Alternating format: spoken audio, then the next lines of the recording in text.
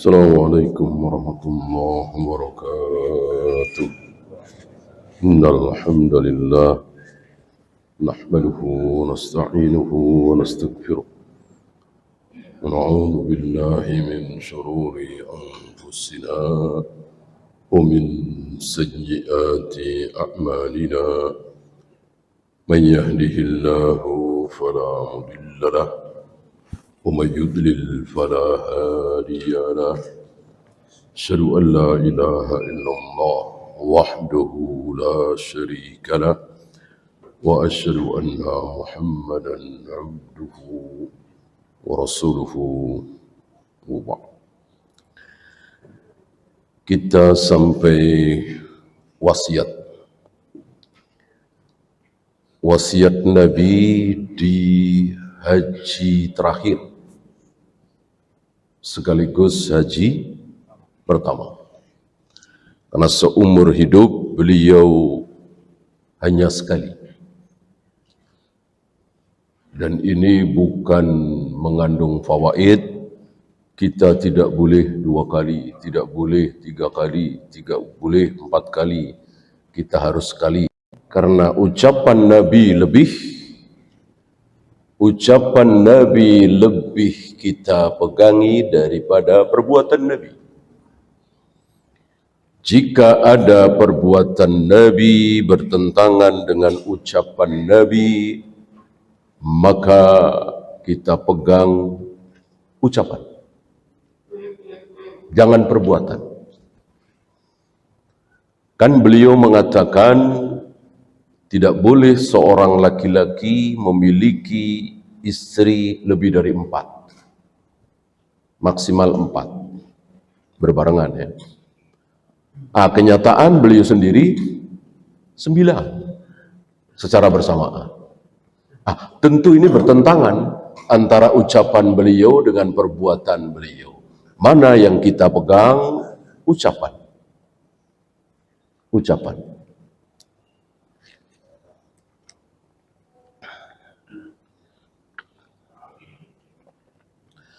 Ketika beliau melarang puasa wisal, puasa tanpa buka, tanpa sahur, nyambung.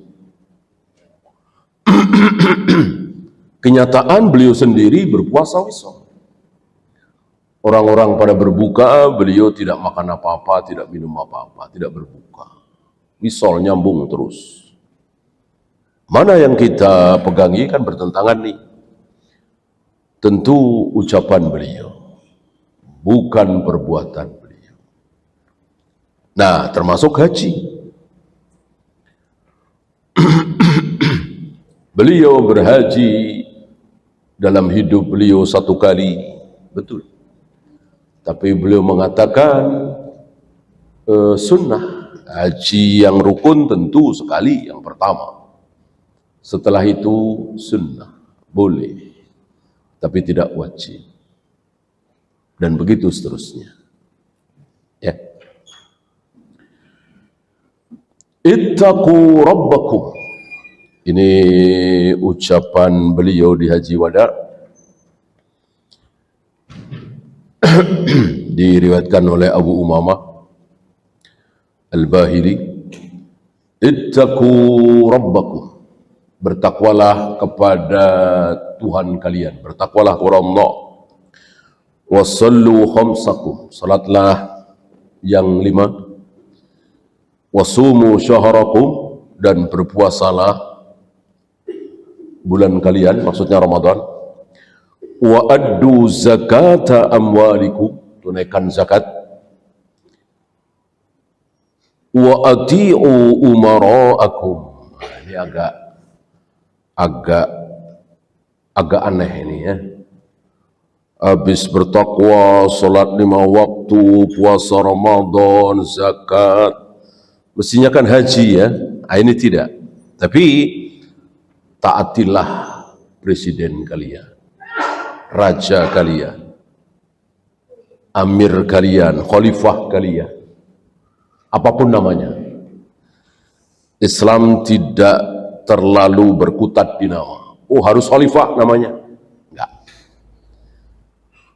Harus sultan misalnya, enggak. Apapun namanya. Mau khalifah, mau sultan, mau presiden, mau perdana menteri, apalah. Yang penting dia orang nomor satu di negeri Islam itu. Di kita presiden ya. Oleh karena itu antara Abu Bakar dengan Umar berbeda. Ya kan? Antara Abu Bakar dengan Umar saja berbeda istilahnya. Abu Bakar terkenal dengan khalifah. Khalifatul Islam. Ya. Khalifatul Rasul. Tapi bukan khalifatullah. Pernah ada yang mengatakan di hadapan Abu Bakar, "Anta khalifatullah." Engkau khalifah Allah. Langsung diingkari oleh Abu Bakar. Enggak.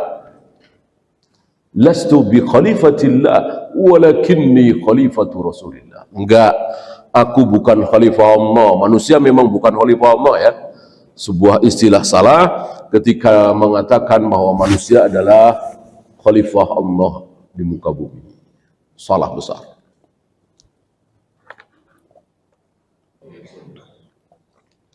Aku khalifah Rasulullah. Gitu. Penggantinya Rasulullah, bukan menggantikan Rasul sebagai Nabi, sebagai Rasul penerima wahyu, bukan. Tapi pengganti Rasul untuk memotong tangan pencuri, merajam orang yang berzina, mengumumkan kapan 1 Ramadan, kapan 1 Syawal, mengumumkan bahwa besok kita perang, tarik pasukan, dan seterusnya dan seterusnya. Ini perbuatan Nabi, keputusan Nabi. Ketika Nabi wafat, tentu harus ada yang meneruskan. Itu namanya khalifah ya. Karena dalam Islam tidak memisahkan antara eksekutif dengan mahkamah. Ya kalau mau ditunjuk silahkan, tapi kalau tidak ya berhak, gitu ya. Jadi presiden juga, hakim juga.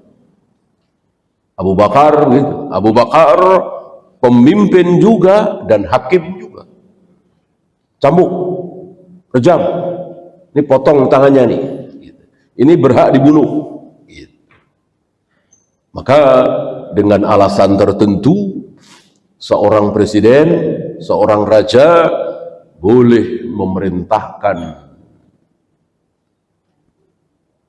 polisi atau aparat untuk membunuh seseorang. Kenapa? Karena kan dia hakim, gitu kan? Dia hakim nih. Hakim tentu berhak, aku jatuhi hukuman mati. Ya. Ratusan orang menderita gara-gara dia dan susah dibilangin.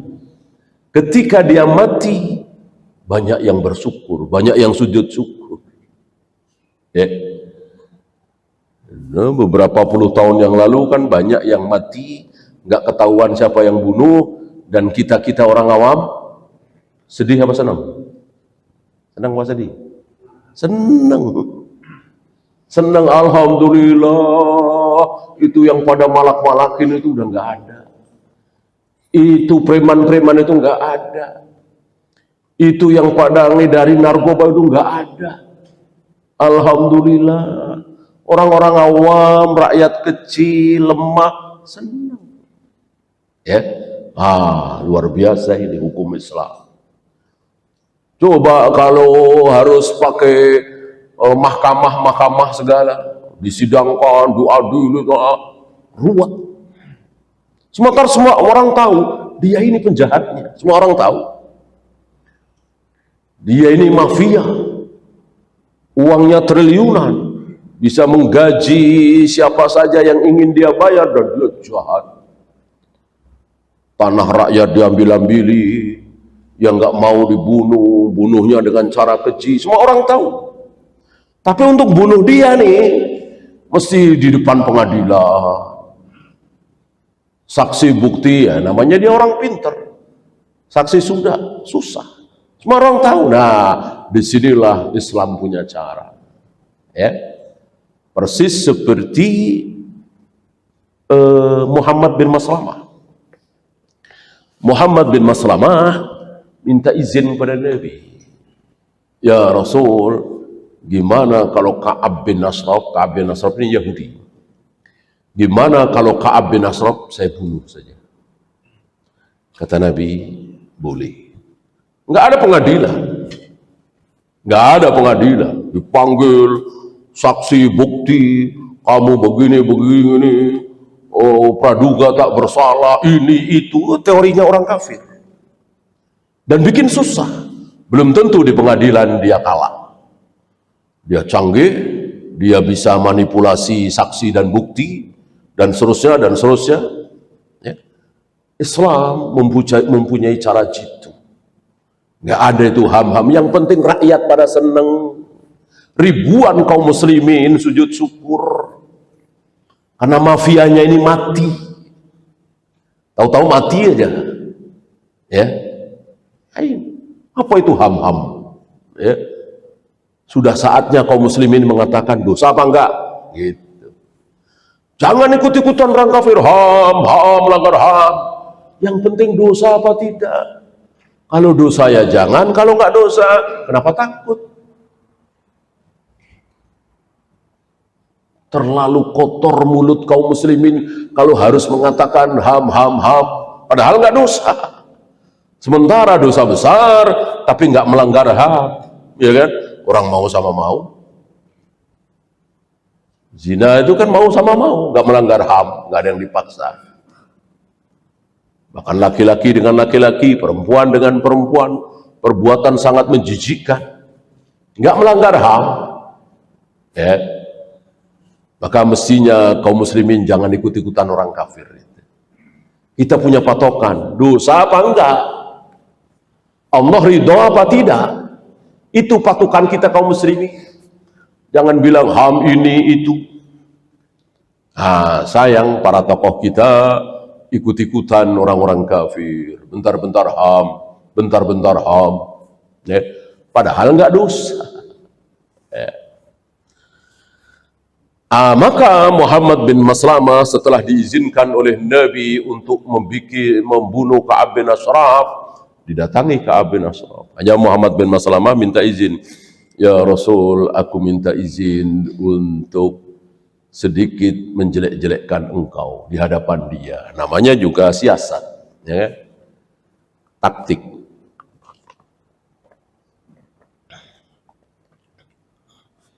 Betul. Didatangi Ka'ab bin Ashraf si Yahudi ini yang syair-syairnya, ucapannya banyak menghina Nabi SAW. Ya. Istrinya mengatakan jangan temuin dia. Ya. Jangan. Kata Ka'ab bin Ashraf, tidak. Dia begini-begini karena menjelek-jelekkan Rasulullah. Dan sudah minta izin kan si Muhammad bin Maslamah. Dan terjadilah apa yang terjadi. Malam itu Ka'ab bin Ashraf mati, tewas. Ikannya dapat, airnya tidak keruh, istilah bahasa kita. Tidak seperti hari. Ya. Untuk menghilangkan orang yang resek, jahat, bengis, sulit sekali. Karena itu tadi, yang ham lah, yang aturan ini, itu. Harus ada saksi, bukti. Ya. Islam membolehkan seorang presiden, membolehkan seorang khalifah untuk membunuh siapa yang perlu dibunuh. Nah, banyak orang yang pantas dibunuh. Gitu ya. Fitrah orang-orang kecil ketika ditawar ini yang kayak gini nih, korupsi sekian triliun, dia main, bunuh aja.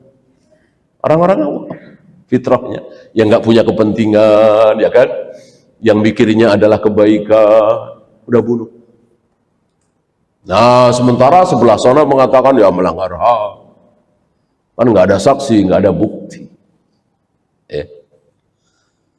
Padahal sudah di depan mata.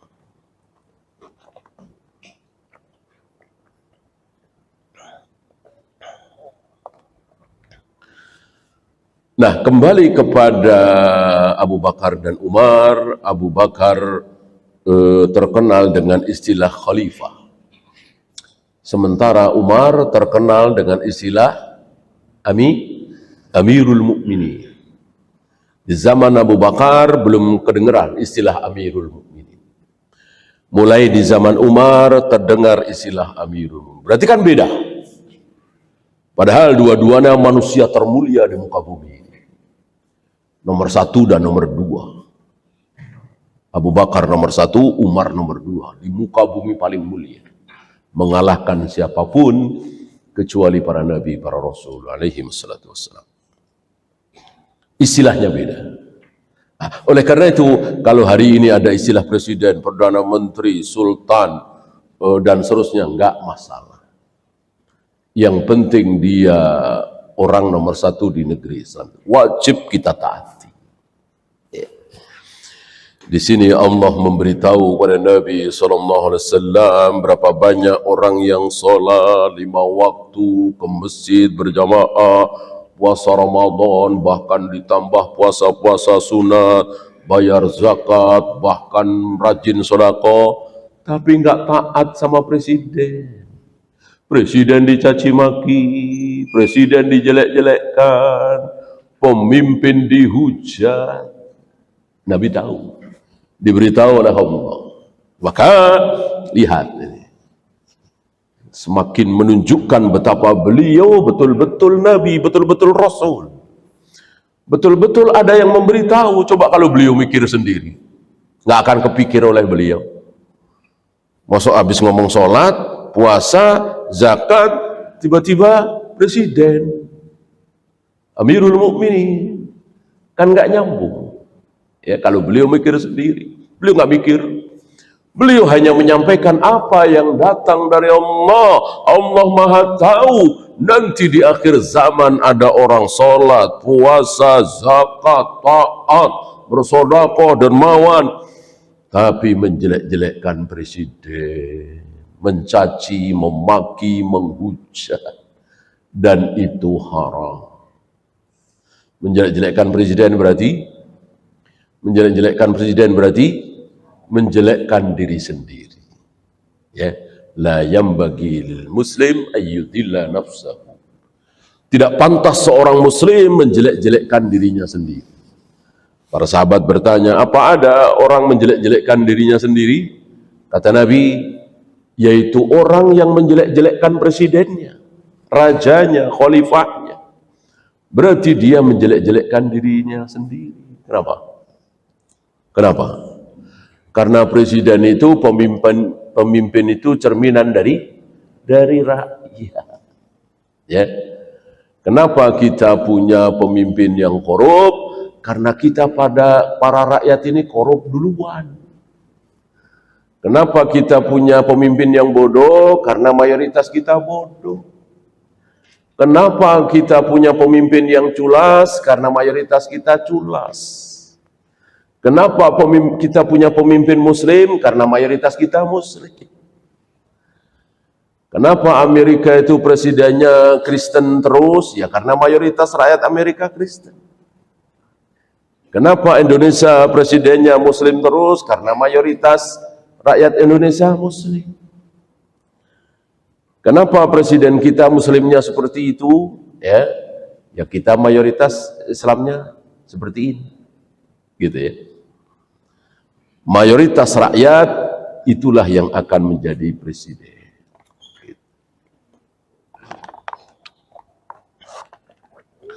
Mau direkayasa pakai pemilu, partai, parlemen, pilkada, tetap yang berlaku seperti itu. Ya. Maka mestinya kita malu ya. Kalau punya presiden culas, bodoh, korup, berarti kita mayoritas seperti itu. maka jangan jadi orang mayoritas. Ya. Jangan jadi orang mayoritas. Kalau kita mau jadi orang mayoritas, ya jangan ke masjid. Mayoritas orang kan nggak ke masjid, yang ke masjid sedikit. Ya, potong jenggot kita, karena mayoritas kaum muslimin nggak berjenggot. Isbal, ya, makan riba, mayoritas manusia kaum muslimin makan riba.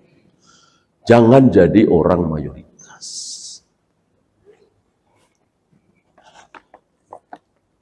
Kalau prinsip demokrasi beda. Ya. Kita disuruh jadi orang mayoritas. Bagaimana keadaan manusia, kita ikuti. Nah, menurut demokrasi itu kebenaran itu adalah mayoritas. Kalau mayoritas berarti benar. Ya.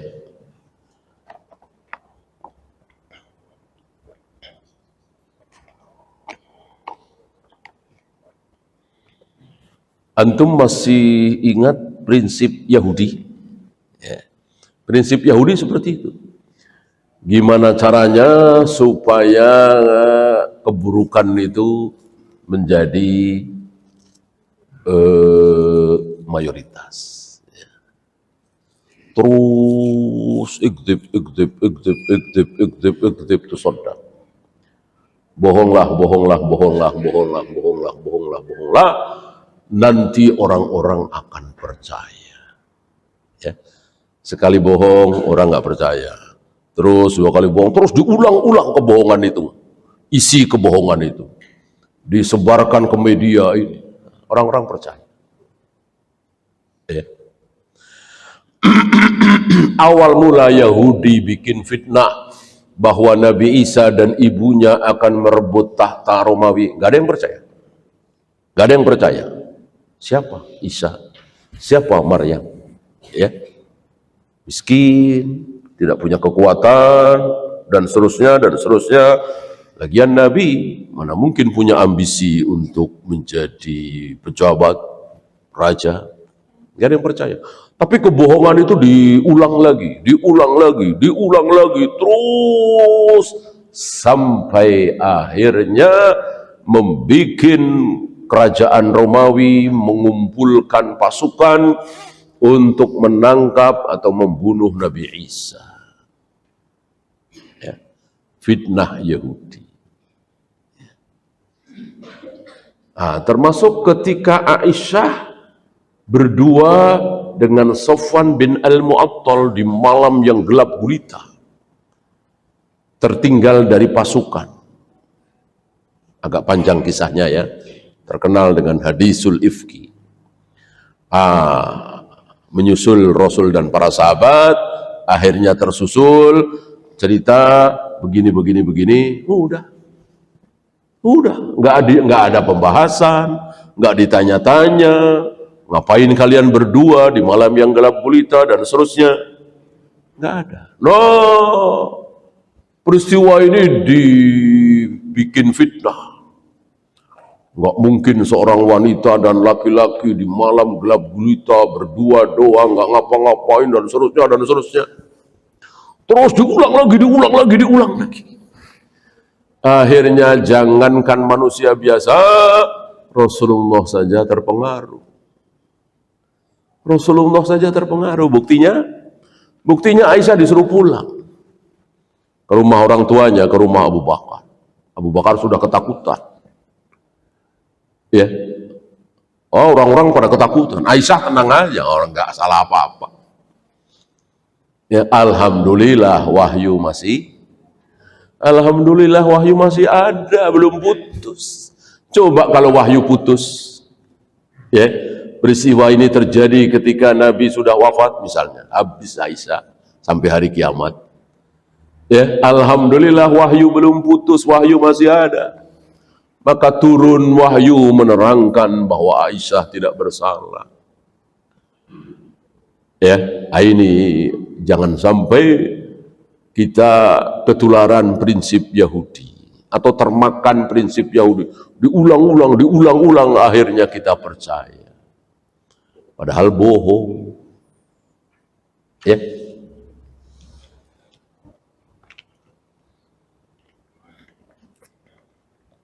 Apalagi sekarang ya. Kalau dulu kan cuman televisi, radio, sekarang internet, medsos luar biasa. Ya nggak tahu apa-apa, cuman baca handphone, oh dia bohong ternyata. Oh dia ternyata anak zina ya, padahal fitnah tersebar. Nah maka ancamannya dahsyat sekali. Orang yang dari mulutnya kemudian tersebar kebohongan, ancamannya berat sekali. Apa masih ingat? Disobek ujung mulutnya itu. Dia dibaringkan, pipi kiri ke tanah, pipi kanan ke arah langit, disobek dengan pisau gergaji, ujung mulutnya sampai ke belakang, kemudian hidungnya sampai ke belakang, kemudian ujung matanya sampai ke belakang. Udah begitu dibalik lagi. Kalau yang tadi yang kanan, sekarang yang kiri. Disobek, digergaji ujung mulut kiri sampai ke belakang, hidung sampai ke belakang, mata sampai ke belakang.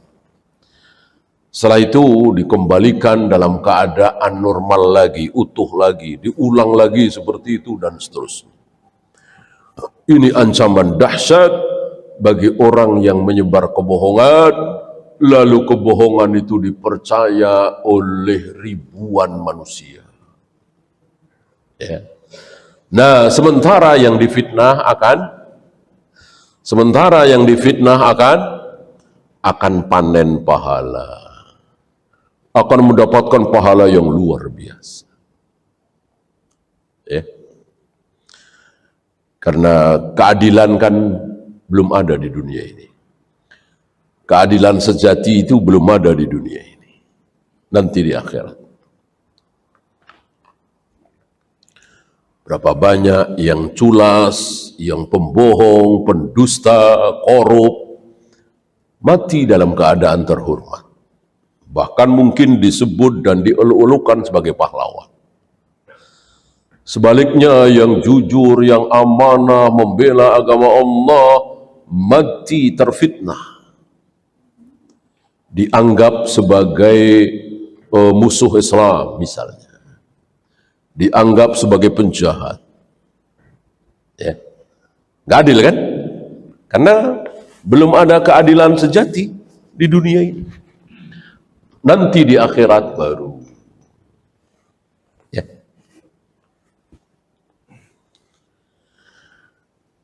Wa kana sallallahu alaihi wasallam idza ba'atha amiran ala sariyatin.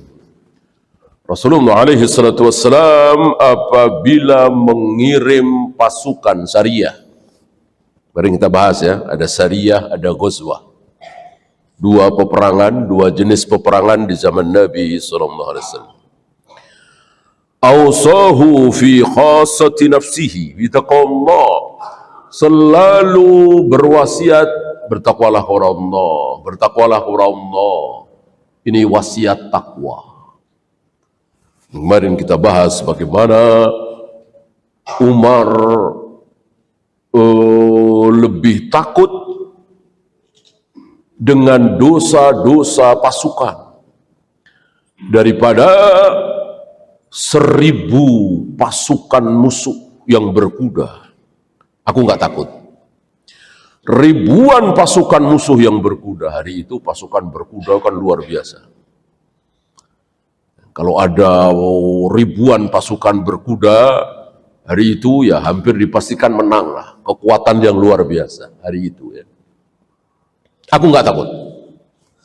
Aku nggak takut. Yang aku takuti kalian pasukan Islam bermaksiat. Nunda-nunda sholat misalnya, apalagi meninggalkan sholat, apalagi minum khamr, apalagi berzina. Itu yang aku takutkan. Karena selama ini kita ditolong oleh Allah karena apa? Karena musuh kita bermaksiat. Enggak ada lah musuh Islam yang enggak bermaksiat. Musuh Islam pasti bermaksiat. yang nggak sholat, nggak saum, ya kan, nggak bertauhid, maksiat besar. Nah kalau kita maksiat juga, apa bedanya? Allah nggak tolong, Allah biarkan, gitu ya. Maka jangan hanya mengandalkan kekuatan fisik, ya. Andalkanlah pertolongan Allah.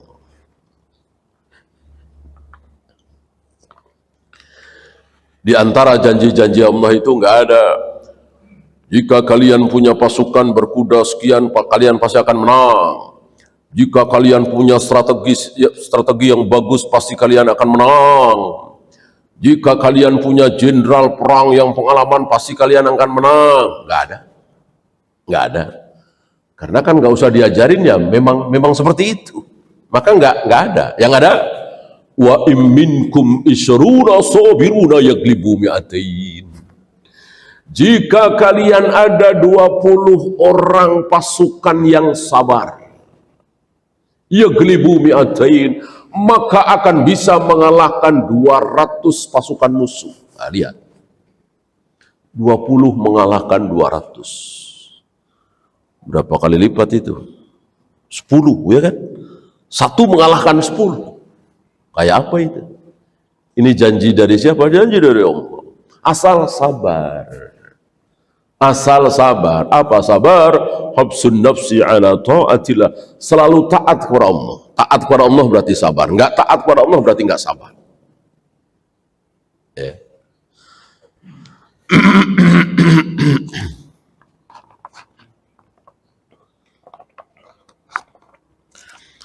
Walam yazal as-salafus salihu yatawasawna biha fi khutabihim wa mukatabatihim wa wasayahum indal wafat. Para salaf itu selalu memberikan wasiat takwa. Di khutbah-khutbah mereka, di tulisan-tulisan mereka, ketika mereka merasa sudah dekat ajal, ya, umur sudah 80, 90 atau mungkin sudah sakit parah, selalu berwasiat takwa. Wa kataba Umar bin Al-Khattab. Di sini ada contoh dari Umar bin Al-Khattab ila ibnihi Abdullah. Wasiat ini untuk anaknya yaitu Abdullah bin Umar, Ibnu Umar. Amma ba'du, setelah mengucapkan amma ba'du, antum masih ingat siapa yang pertama kali mengucapkan amma ba'du? Rasulullah sallallahu alaihi wasallam. Maka para sahabat, para tabi'in, atba'u tabi'in, para ulama kita tidak meninggalkan sunnah Nabi ini, mengucapkan amma ba'du. Bahkan beberapa imam alul hadis membahas bab amma ba'du. Secara arti ya nggak ada ya, tapi karena sunnah Nabi mengandung berkah pasti, maka tidak ditinggalkan oleh para ulama kita. Fa inni usika bitaqwallah. Aku wasiatkan kepada engkau untuk bertakwa kepada Allah. Fa innahu manittaqahu waqa. Barang siapa yang bertakwa kepada Allah, maka Allah akan jaga. Ya. Sering kita dengar kisah, ya. Mungkin antum pernah ngalami, ya. Ya, masalah besar, masalah sedang, masalah kecil, ya. Ya, masalah kecil apa misalnya ketinggalan pesawat, ya. Udah ya karena macet ya di tol, padahal pesawat jam 2 siang. Ini jam 2 lebih 5 menit baru masuk bandara. Udah nggak ada harapan ya. Nggak taunya delay misalnya, ya kan? Ada aja gitu. Nggak taunya ada ini, nggak taunya ada. Min haitsu la yahtasib. Dari arah yang tidak disangka-sangka. Ya.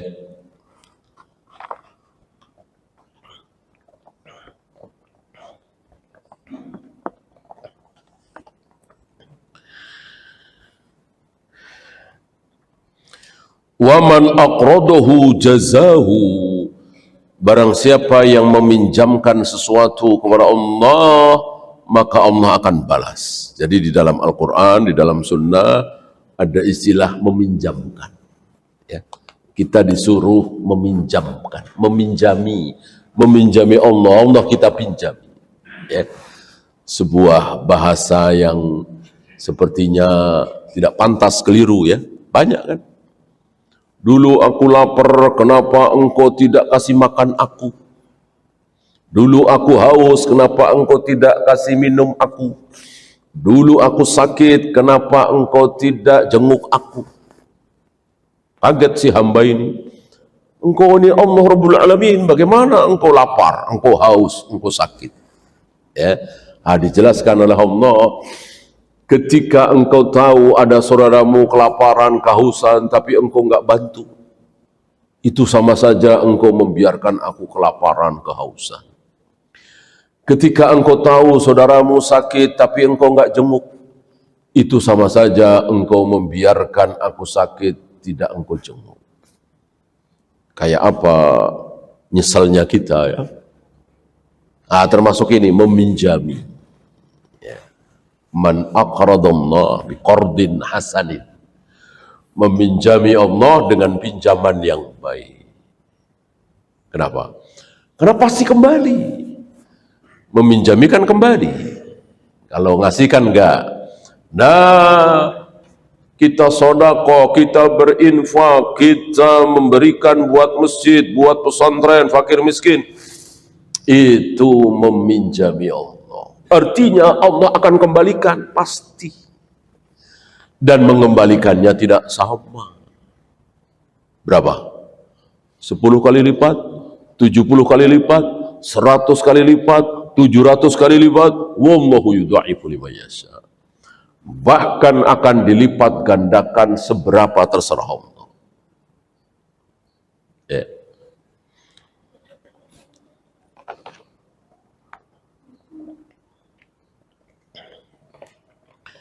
Waman syakarahu zadahu, barang siapa yang bersyukur pasti akan ditambah. Ya.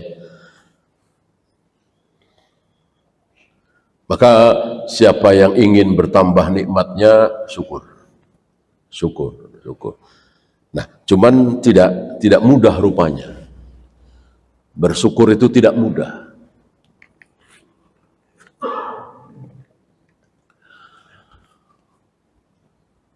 Gaji puluhan juta, bahkan hampir 100 juta, mobilnya mewah, rumahnya megah, tapi masih merasa kurang. Berarti kan nggak mudah ya, nggak mudah. Kita pikir orang yang gajinya puluhan juta, ratusan juta pasti senang, nggak merasa kurang. Ternyata merasa kurang. Ya, itu bukti bahwa bersyukur itu tidak mudah.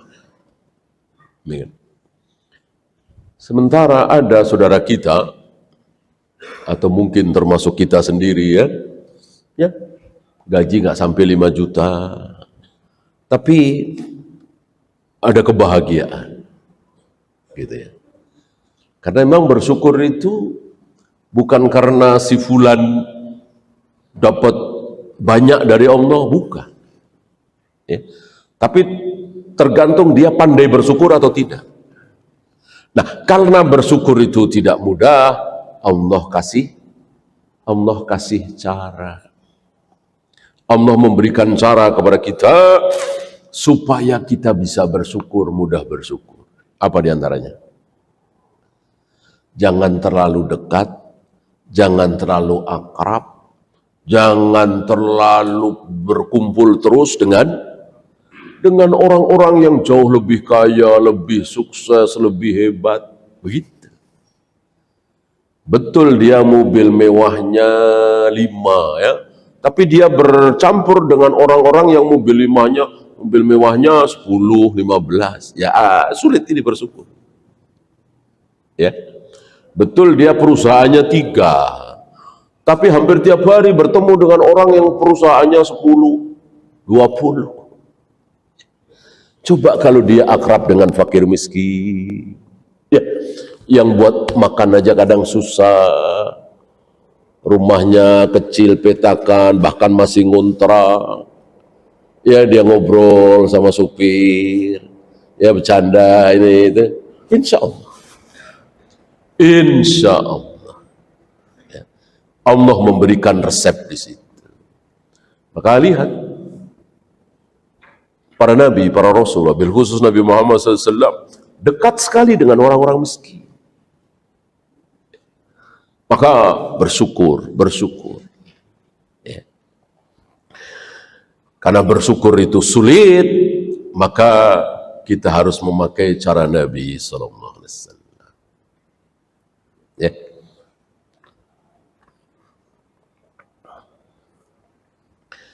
Wa awsa Aliun radhiyallahu anhu rajulan faqal. Contoh kedua Ali bin Abi Thalib.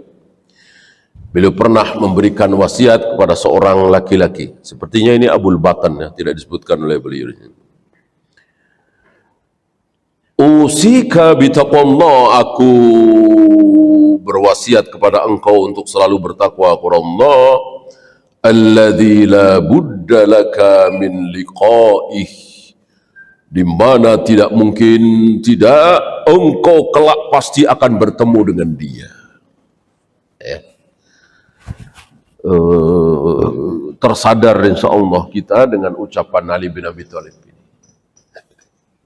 Gimana kita akan bermaksiat kepada Allah sementara pada satu saat kita akan bertemu dengan dia, dan walaisa bainahu wa bainahu turjuman, tanpa penterjemah, langsung, ya, tidak ada perantara, tidak ada hijab, kita akan berhadapan dengan Allah. Sementara yang kita bawa adalah dosa-dosa kita, kemaksiatan kita. Kita berbuat syirik, berbuat bid'ah, berbuat maksiat, kayak apa takutnya? Ya. Beda kalau yang kita bawa itu ketaatan, tauhid, sunnah, salat, saum, zakat, sedekah, baca Al-Quran. Betapa bahagia kita. Berhadapan langsung dengan Allah, laisa bainahu wa bainahu turjuman. Tidak ada perantara, tidak ada hijab, bahkan tidak ada penterjemah. Loh, pakai bahasa apa? Kan dialog, kan ditanya. Allah tanya kita jawab, Allah tanya kita jawab. Tentu Allah mengetahui semua bahasa. Tapi melihat dari riwayat yang ada adalah bahasa Arab. Karena kalimatnya kan bahasa Arab. Ketika Nabi menceritakan bagaimana Allah bertanya kepada hambanya itu, ya pakai bahasa Arab, bahasa Nabi kan. Jika menurut bahasa masing-masing, orang Indonesia bahasa Indonesia, orang Jawa bahasa Jawa, orang Aceh bahasa Aceh, tentu ada keterangan dari Nabi Sallallahu Alaihi Wasallam. Ya. Bahwa Allah mengetahui semua bahasa, semua akan ditanya berdasarkan bahasa mereka masing-masing. Enggak ada keterangan seperti itu. Yang mengatakan bahasa Arab juga enggak ada, cuman Nabi menjelaskannya kan pakai bahasa Arab gitu ya. Dan beliau tidak mengatakan ini terjemahan, enggak.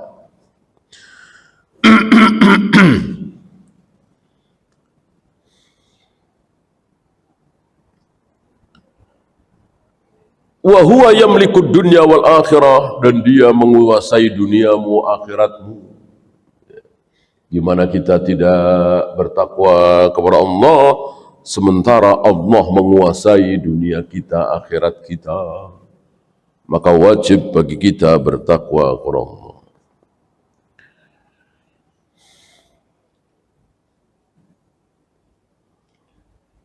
Dan masih banyak lagi kisah-kisah di mana para salaf memberikan wasiat kepada orang lain selalu dengan wasiat takwa. Nah, terusannya yang agak berbeda.